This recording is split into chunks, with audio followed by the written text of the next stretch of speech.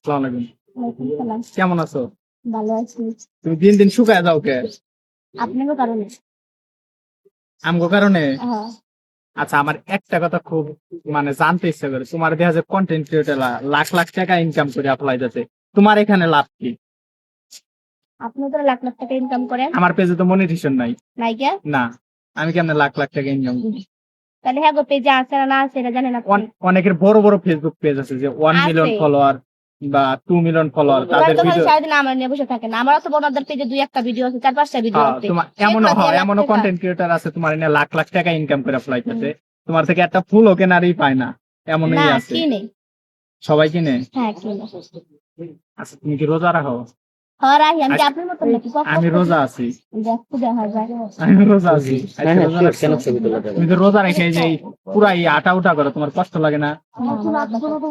রোজা রেখে আটার অভ্যাস আছে? মানে আগে যখন ফুলবিক্রি করতাম রোজা রেখে তোমার কিনে ফুল বিক্রি হয় কয়টা? আমি সবসময় 100 করি, আমি যে করে বিক্রি হয়। কয় টাকা পিস বিক্রি করো? 20 টাকা 10 টাকা যাতে যেমন হয়। 20 টাকা পিস? আচ্ছা, আমি তোমার থেকে শুনি আগে প্রশ্ন করে দেয় 20 টাকা পিস। তোমার আম্মু কি করে? আমি বাসায় থাকি। বাসা থেকে? তুমি কি সারাদিন এই আনি পড়ে থাকো, বাসায় যাও না?